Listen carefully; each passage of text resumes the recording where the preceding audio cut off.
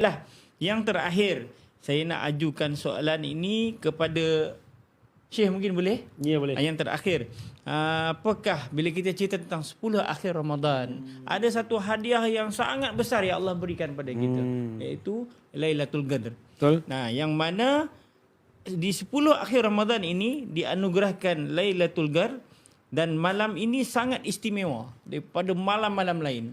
Jadi, apakah yang perlu kita lakukan? Atau khususnya 10 akhir Ramadan, ataupun mungkin nak ajak awal sikit, ataupun malam ganjilnya. Jadi mungkin Syekh boleh kupas di sini. Baik. Nanti saya nak minta juga kepada Ustaz Muhaizat untuk menambah. Mesti kena Ana tambah. baru nak sebut. Kita tambah ni. Pasal apa? Soalan ni sebenarnya Ana niatkan untuk Ustaz Muhaizat tadi. Jadi Niat dia, ada niat dah dia. niat dah. Ana dah niat dah soalan ni untuk Ustaz Muhaizat, tapi Baik, memandangkan diajukan kepada Ana pula, Ana akan cakap, tapi Ana nak Ustaz Muhaizat sambung insya-Allah. Pertama sekali, baginda Rasulullah sallallahu alaihi wasallam bersabda, taharrau lailatul qadar fil ashril awakhir min Ramadan. Dan dalam sebahagian riwayat wa fi autariha.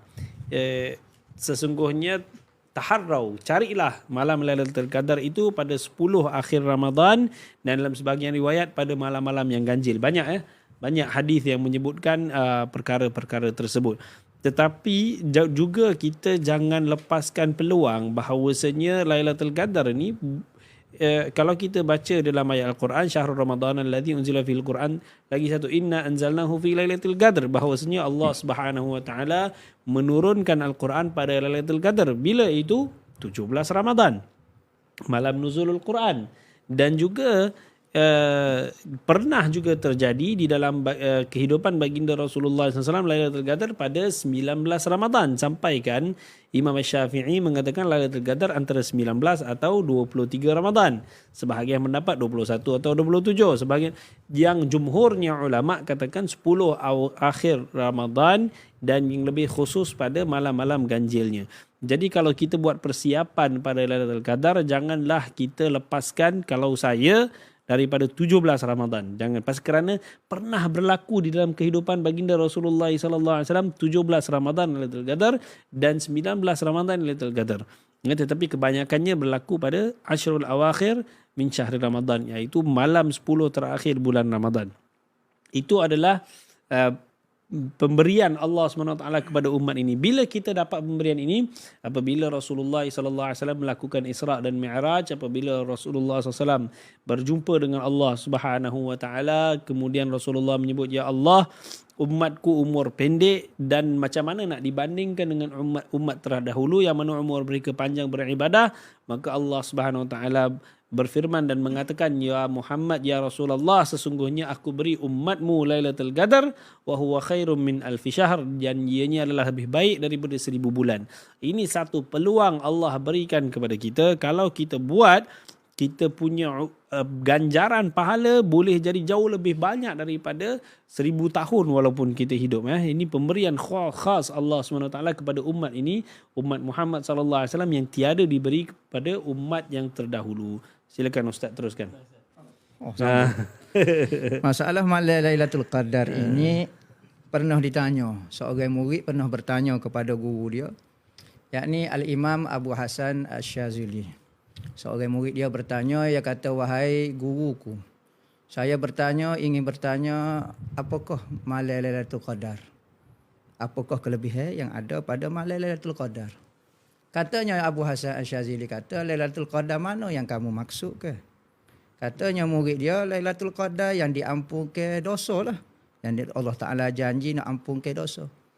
Katanya Abu Hasan Asy-Syazili kata, mana-mana malam pun Allah Ta'ala sentiasa nak ampun dosa kita. Ada banyak hadis Rasulullah Ta'ala berkata, mana saja hamba-Ku ingin meminta maaf kepada aku, pada mana-mana malam aku akan ampun dosa dia. Katanya murid dia, bukan maksud tu ya guruku.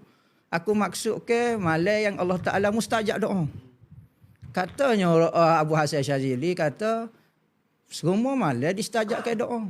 Allah Ta'ala berkata, tiap-tiap malam, siapa dia yang ingin meminta dengan aku sebagai Tuhan, aku akan perkenan mustajab doa. Apa yang kamu nak sebenarnya? Malam Lailatul Qadar mana? Maka kita nak Abu Hasan Syazili melihat anak murid dia macam tak nak oyak beritahu lagu mana. Semua dijawab. Dia kata, wahai muridku, hakikat sebenar malam Lailatul Qadar adalah malam yang kamu tidak buat maksiat padanya. Itulah Lailatul Qadar bagimu. Apa makna malam Lailatul Qadar kalau diisi dengan maksiat? Tidak ada pun kelebihan malam Lailatul Qadar bagimu. Tetapi kalau malam yang kamu tidak buat maksiat padanya, itu adalah Lailatul Qadar bagi kamu. Maka isikanlah malam-malam, bukan kata malam Ramadan saja. Jadikan malam itu malam Lailatul Qadar. Bahkan katanya Al-Imam Sayyidina Ali berkata, hari yang aku tidak buat maksiat padanya adalah hari raya bagi aku. Apa faedah aku beraya, aku menjaya meraya kejayaan aku untuk apa sebenar? Jayanya aku untuk membuat taat bagi Allah. Manakala malam aku tak buat maksiat adalah malam Lailatul Qadar bagiku. Tengok makna daripada makna Lailatul Qadar. Qadar ni maknanya kemuliaan. Apa makna malam yang mulia kalau diisi dengan maksiat, maka malam itu jadi hina. Sekalipun kelebihan Tuhan nak beri cukup banyak, tetapi bagi kita tak dapat Lailatul Qadar. Sebenarnya Lailatul Qadar tu diri kita sebenarnya. Persiapan kita, kita dengan Allah. Kalau kita tak ada persiapan dengan Allah, malam Lailatul Qadar sekarang tidak ada makna pun dengan sisi Allah Taala. Tu amu nak tambah sikitlah mengenai Lailatul Qadar. Jadi kalau boleh jadi ke semua malam-malam kita itu Lailatul Qadar. Sekalipun 15 minit. 15 minit saya tak buat maksiat. 15 minit Lailatul Qadar saya. Tak syarat satu malam kita tak mampu nak buat misalnya, tetapi setengah jam, sejam kita boleh buat taat Tuhan, kita boleh buat apa yang Tuhan suruh, kita boleh tinggal apa Tuhan larang, maka itulah Lailatul Qadar aku.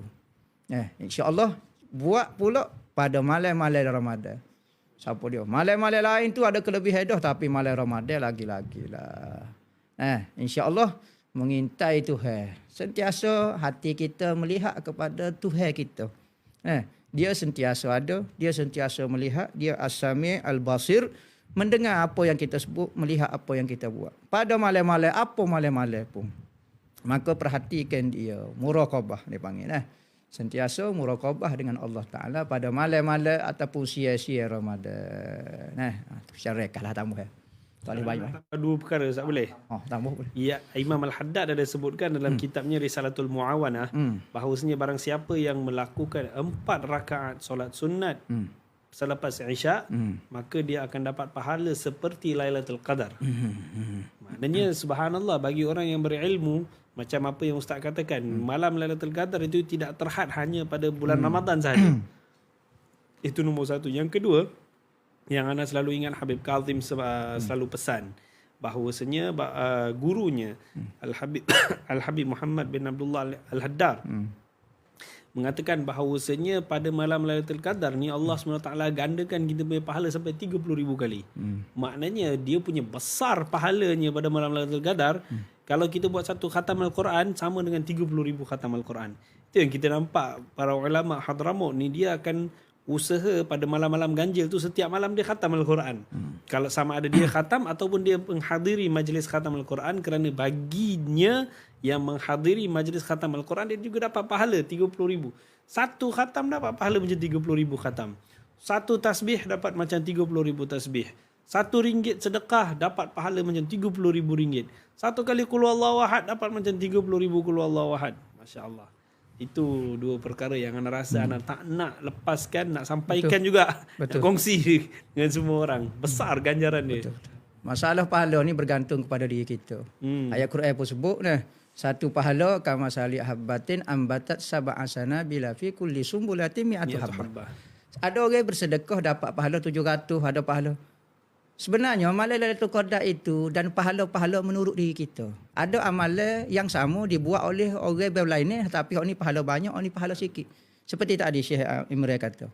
Apabila Habib Muhammad Haddad kata saya dapat pahala 3,000, dari Hanas kata 1,000. Macam mana? Okey. Likulli imri'in manawa kabbir masyhadak. Kebesar ke pandangan kamu kepada Allah, nescaya kamu akan dibalas menurut pandangan kamu. Sekadar mana? Maka manusia akan dibalas menurut keinginan. Sebab itulah ulama-ulama sufi berkata, nafas orang yang beriman ahlu tauhid lebih afdal daripada ibadat makhluk. Bagaimana? Orang yang bertauhid kepada Allah, orang yang ada makrifat dengan Allah, arif billah, dia bernafas saja lebih mulia daripada pekerjaan orang biasa. Amalan orang biasa yang tidak kenal Allah Ta'ala. Jauh beza. Hatta tasbih Nabi la ilaha illallah Nabi. Berbanding dengan seluruh tasbih-tasbih manusia lain. La ilaha illallah makhluk. Tasbih subhanallah. Nabi sama. Kataan sama bunyi subhanallah. Tetapi hak Nabi keluar daripada hati Nabi lebih mulia di sisi Tuhan berbanding dengan kita. Begitu juga amalan. Sebab tu ulama-ulama sufi kadang-kadang dia beri sesuatu yang kita kata macam tak ada nas, tak ada hadis. Oh, ni. Berganjaran itu menurut diri seseorang. Ada orang boleh pahala banyak. Dan dalam ayat Quran wa yudhaifu liman yasha. Tu akan ganda menurut apa yang nak lagi. Dia nak wili ni situ. Sekalipun dalam nas hadis kata 1000, saya nak wili berapa ribu? Tak ada orang boleh buat. Maka sentiasa husnuzan dengan Allah. Tuhan akan balas kebaikan yang banyak. InsyaAllah kita akan dibalas menurut faliyazunnu. Muska. Ana inda zanni abdi bi. Gitulah nak tambah sikit.